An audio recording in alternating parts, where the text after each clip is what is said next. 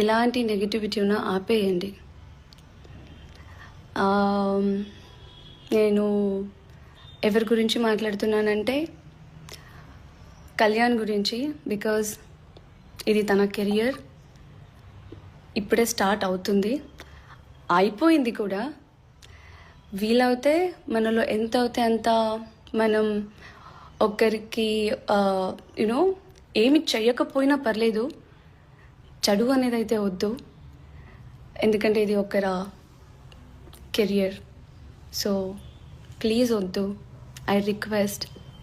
And ఇంకొకటి ఏంటంటే చాలామంది అడిగిన క్వశ్చన్ నాకు 20 lakhs తీసుకోవాల్సింది ఎందుకు వదిలేశారు అనేసి.